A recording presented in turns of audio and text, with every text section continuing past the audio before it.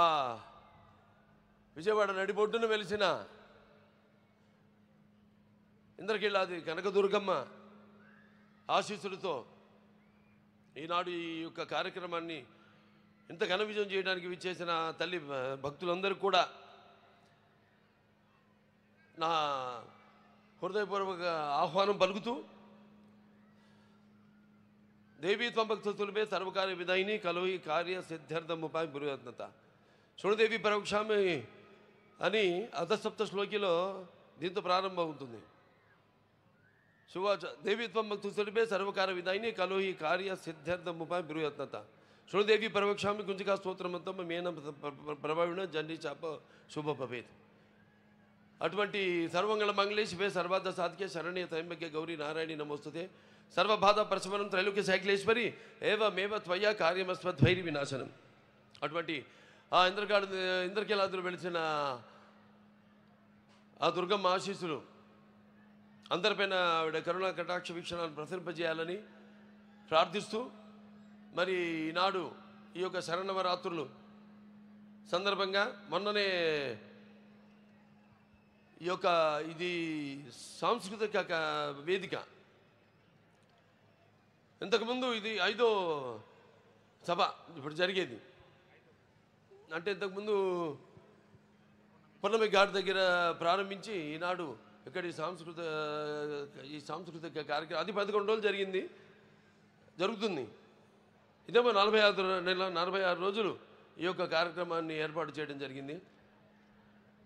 ముందుగా మరి శరన్నవరాత్రులు అనగానే ముందు మనకి ఈ యొక్క శ్రీ లలిత త్రిపుర సుందరితో మొదలయ్యి దాని తర్వాత గౌరీమాత అయితేనేమి, అలా ఈ చివరికి మహిషాసుర మర్దినితో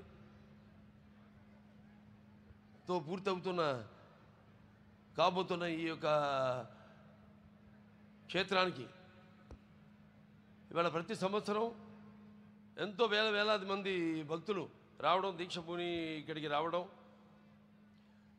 మహిషాసుర మర్దిని అయితేనేమి, గాయత్రి మాత అయితేనేమి, లేకపోతే అన్నపూర్ణమ్మ అయితేనేమి, అలాగే కాచాయిని దేవి, అలాగే మహాలక్ష్మి అయితేనేమి, ఇవాళ మరి లలిత దేవి అయితేనేమి, రేపు చండీదేవి అయితేనేమి, తర్వాత సరస్వతీదేవి, దుర్గామాత, అలాగే ఈ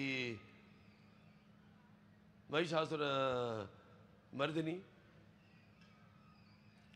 ఇలా ఈ 11 రోజులు 11 అవతారాల్లో ఆవిడని అలంకరించి జరుపుకుంటున్న ఈ యొక్క తరుణంలో, అలాగే ఈ యొక్క రాష్ట్రం విజయవాడ వైబ్రెంట్గా ఈనాడు ఇక్కడ ఈ యొక్క సాంస్కృతిక కార్యక్రమాన్ని ఇంత అద్భుతంగా ఏర్పాటు చేసినందుకు అంటే సంకల్ప బలియే ఉంటాం.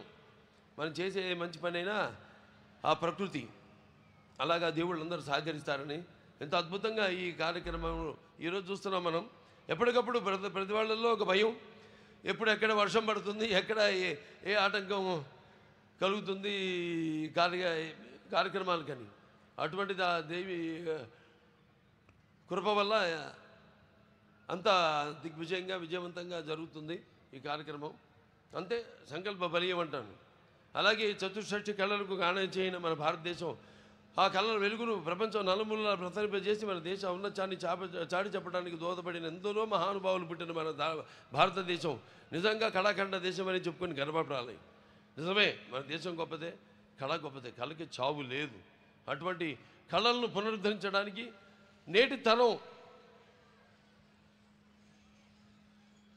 వాళ్లకు తెలియజేయడానికి ఈనాడు వాళ్ళ కృష్ణా జిల్లాలో ఇక్కడ జరుపుకుంటున్నాం. కానీ మన కృష్ణా జిల్లా మన చుట్టుపక్కల చూస్తే మళ్ళీ కూచిపూడి ఉంది, అలాగే ఈ మన ఈ బొమ్మలు తోలు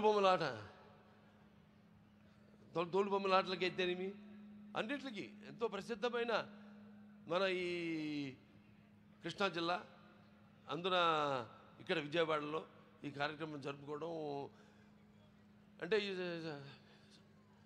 ఇక్కడ ముఖ్యంగా చెప్పారు సినిమాలు కూడా ఇది ఒక కేంద్ర బిందువు అని. విజయవాడ నాకు ఆ రోజులు గుర్తొస్తాయి. నేను అప్పుడు ముఖ్య కేంద్రంగా ఉంటూ ఇక్కడి నుంచే పంపిణీదారులు అయితేనేమి, లేకపోతే సినిమా యాజమాన్యం వారు అయితేనేమి ఎంతో ఈ సినిమా పరిశ్రమలో ఎంతో ముఖ్యమైన పాత్రను పోషించి ఈ యొక్క సినిమా ఒక పరిశ్రమకు అభివృద్ధి కోసం ఎంతో వాడు తోడ్పడ్డారు. అలాగే నేను ఇక్కడ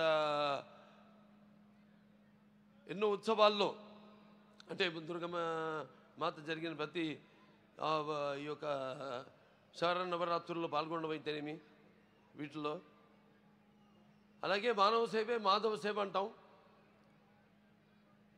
అలా ఈ బసవతార గండోబర్ గారి cancer hospital and research institute అయితేనేమి దాని ద్వారా ఎంతోమందికి ఈ యొక్క ఎంతో ఖర్చుతో కూడుకున్న వైద్యాన్ని వాళ్ళకి అందుబాటులోకి తీసుకురావడం, అంతర్జాతీయ ప్రమాణాలతో కూడిన వైద్యాన్ని వాడికి అందజేయడం. అలాగే మొన్నే ఇక్కడ తుళ్ళూరులో కొత్త ఆసుపత్రికి ఇక్కడ కట్టబోతున్న ఆసుపత్రికి భూమి పూజ చేయడం జరిగింది. త్వరలోనే త్వరగతిలో అమ్మవారి ఆశీస్సులతో ఆసుపత్రిని కూడా పూర్తి చేసి ఆ యొక్క వైద్య సౌకర్యాన్ని మీ అందరూ కూడా అందజేస్తామని ఈ సందర్భంగా తెలియజేసుకుంటూ, మరి వాళ్ళ అందరి చూపు మన ఆంధ్రప్రదేశ్ రాష్ట్రంపైనే ఉంది. ఎందుకంటే దానికి బ్రాండు చంద్రబాబు నాయుడు గారు, మన ముఖ్యమంత్రి చంద్రబాబు నాయుడు గారు. ఆయన నాయకత్వంలో తప్పకుండా త్వరగతిని అమ్మవారి ఆశీస్సులతో ఈ యొక్క రాష్ట్రం త్వరగతిన అభివృద్ధి చెంది, ఎన్నో ఆటంకాలు ఉన్నాయి, ఎన్నో ఈ యొక్క ఆర్థిక సమస్యలు ఉన్నాయి మనకి, వాటిలన్నింటినీ అధిగమించి రాష్ట్ర అభివృద్ధి కోసం 24 గంటలు పనిచేస్తున్నాడు ఆయన. తప్పకుండా ఈ యొక్క ఆయనకున్న అనుభవంతో అయితేనేమి, లేకపోతే ఆయనకున్న పరిజ్ఞానంతో అయితేనేమి ఈ యొక్క రాష్ట్రం త్వరగతిన ముందడుగున మన భారతదేశపు పట్టంలోనే సువర్ణాక్షరాలతో లిఖింపబడిలా త్వరగతిన అభివృద్ధి చెందుతుంది అని సందర్భంగా తెలియజేసుకుంటూ, మరొకసారి ఈ యొక్క మంచి కార్యక్రమానికి నన్ను ఆహ్వానించినందుకు కమిటీ చైర్మన్ ముత్తవరపు మురళీకృష్ణ గారికి, అలాగే మా పార్లమెంట్ శాసనసభ్యులు శివనాథ్ గారికి, అలియాస్ జిని గారికి, అలాగే ఇక్కడ మైలవరపు శాసనసభ్యులు వసంత కృష్ణ ప్రసాద్ గారికి, అందరికీ, అలాగే ముఖ్యంగా ఈ సాంస్కృతిక కార్యక్రమంలో పాల్గొంటున్న నా తోటి కళాకారులందరూ కూడా నా అభినందనలు తెలియజేసుకుంటూ, నా కృతజ్ఞతలు తెలియజేసుకుంటూ నేను సెలవు తీసుకుంటున్నాను. Thank you. జై బాలయ్య. బాలయ్యబాబు గారికి మరొకసారి ప్రత్యేకమైన కృతజ్ఞతలు తెలియజేసుకుంటున్నాము ఇవాళ విజయవాడ ఉత్సవ్ ఎక్స్పోని లాంచ్ చేసినందుకు. సో మరొకసారి ప్రత్యేకమైన కృతజ్ఞతలు బాలయ్యబాబు గారు. Thank you so much. We all are waiting for Akhanda 2. ఎలా ఉంటుందో మాకు తెలుసు, శివ తాండవమే, బాలయ్యబాబు గారి తాండవమే. And thank you so much. And yes, మనం కార్యక్రమాన్ని ముందుకు నడిపిద్దాము.